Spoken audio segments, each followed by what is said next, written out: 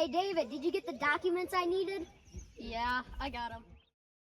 Rosenbergs. On July 17, 1950, Julius was arrested on suspicion of espionage based on the accusation of David Greenglass. His wife, Ethel, was arrested soon after on August 11, 1950. David Greenglass was an American mechanist who worked on the Manhattan Project during World War II. He later admitted to giving atomic bomb information to the Soviet Union and testified in court against Ethel Rosenberg and Julius Rosenberg. I have reason to believe that you guys are conspiring against the government and or our spies. Now, are there anybody you would like to name to maybe lighten your sentence a little? You can't. You just can't. Rosenberg. I need the full names. Julius and Ethel Rosenberg. You're under arrest for the suspicion of espionage! Get up.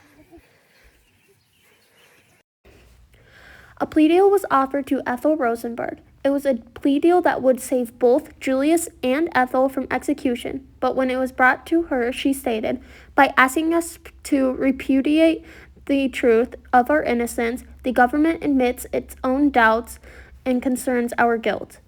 We will not be coerced, even under pain of death, to bear false witness." Hey guys, my name is Emmanuel H. Bloch. I will be your defense attorney for this case. Julius Rosenberg. Ethel Rosenberg. It's nice to meet you both. Now, you look like a lovely couple. I'm just to be flat out honest with you. It's not looking good. It's looking like death row, execution. Now, they did approve of my plea deal.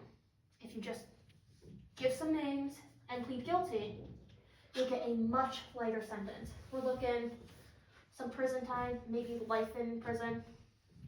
You just have to take the deal. We can't. It's not right. We can't lose our dignity.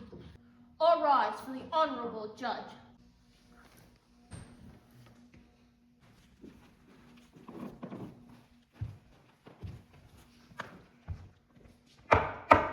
You may be seated. Today we follow the trial of Julius and Ethel Rosenberg.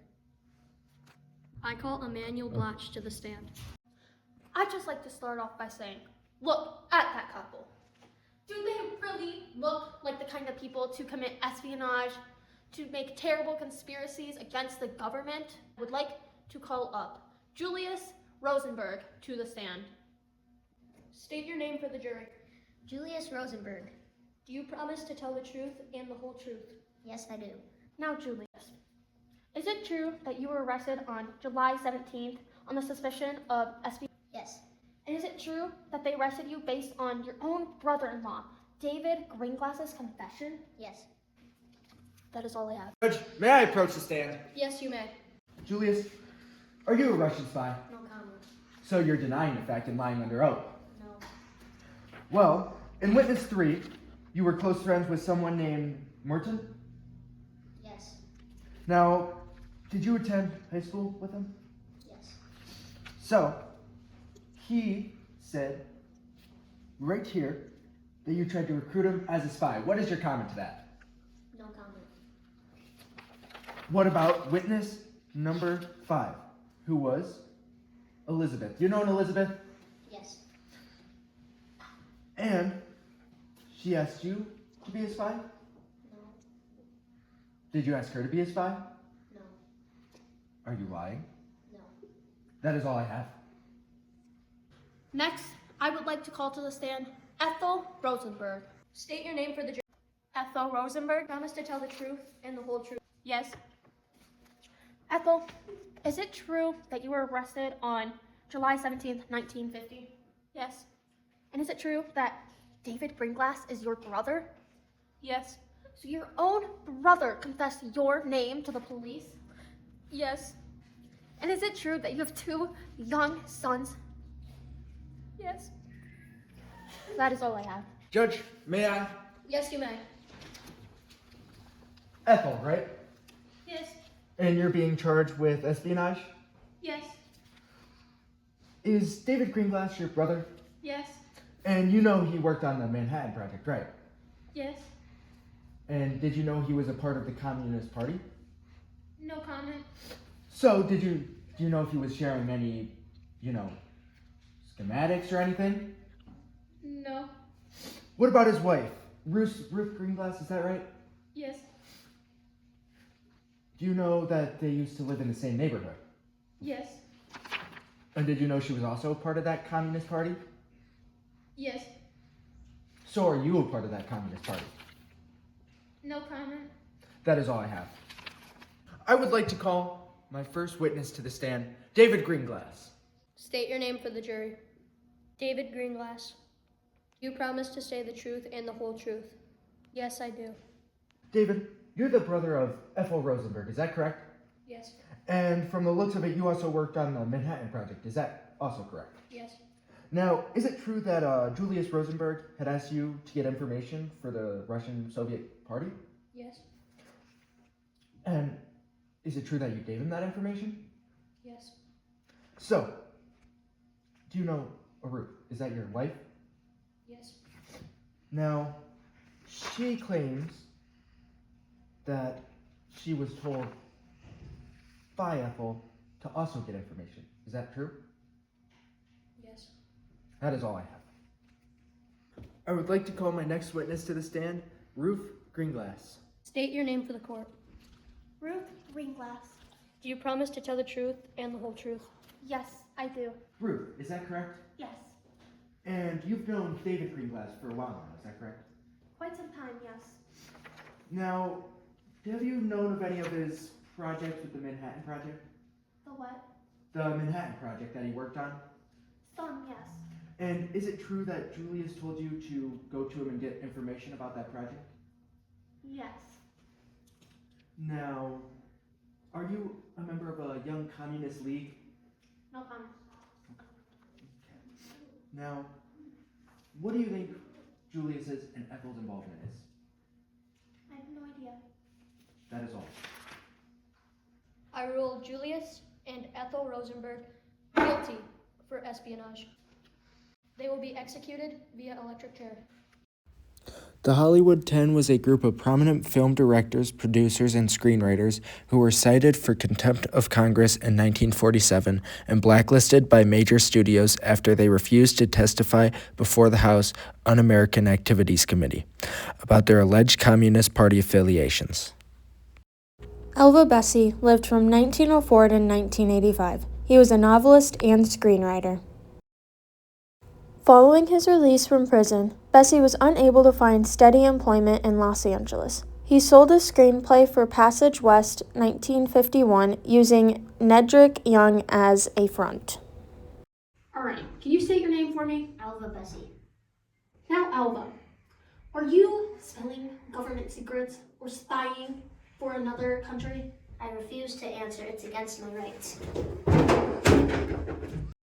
Herbert Biberman.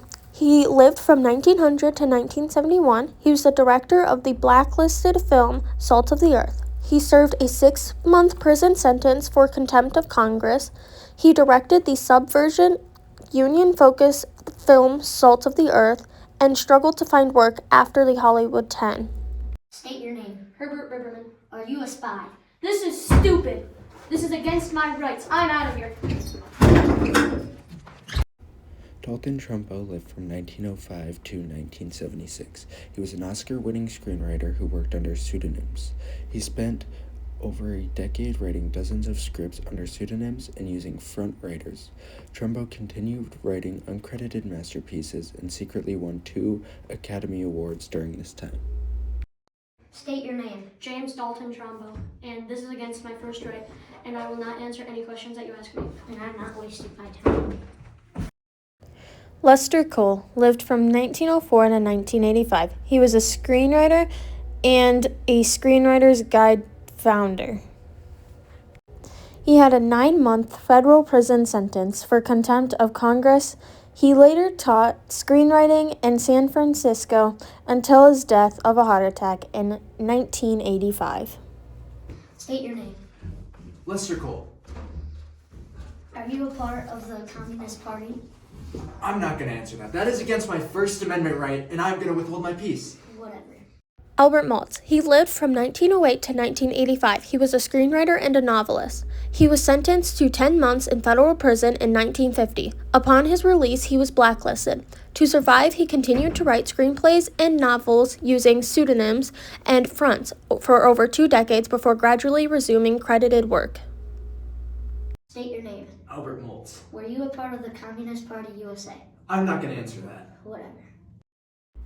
Edward Dmytruk lived from 1908 to 1999. He was a director who later cooperated with the HUAC. He served a prison sentence for contempt of Congress, and by naming names of former communists, he ended his blacklisting and rebuilt his Hollywood directing career. State your name. Edward Nemechek. Are you a part of the Communist Party? What are these questions? I'm out of here! Samuel Ornitz lived from 1890 to 1957. He was a screenwriter of Imitation of Life. He never again wrote for motion pictures, but continued writing novels until his death. State your name. Samuel Ornitz. Are you a communist? Ring Lardner Jr. He lived from 1915 to 2000. He was a screenwriter known for MASH. He was fired by 20th Century Fox, convicted of contempt of Congress, and sentenced to nearly 10 months in federal prison. Upon release, he was blacklisted from working in Hollywood. State your name. Ring Lardner Jr. Are you a part of the Communist Party? This is against my First Right time. Robert Adrian Scott lived from 1911 to 1972. He was a producer and screenwriter for Crossfire. He was fired by the RKO Pictures. Robert Adrian Scott was blacklisted from the Hollywood film industry. State your name. Andrew Scott. Are you a part of the Communist Party USA? Man, not man. John Howard Lawson lived from 1894 to 1977. He was a screenwriter and vocal HUAC critic. He did 1 year in a federal prison for contempt of Congress and was permanently blacklisted by Hollywood studios. He spent the rest of his life teaching, writing, and living abroad in Mexico. John Howard Lawson. Are you a part of the Communist Party? What are these questions? What are these questions though? This is against my First Right. I'm not answering this. That was perfect.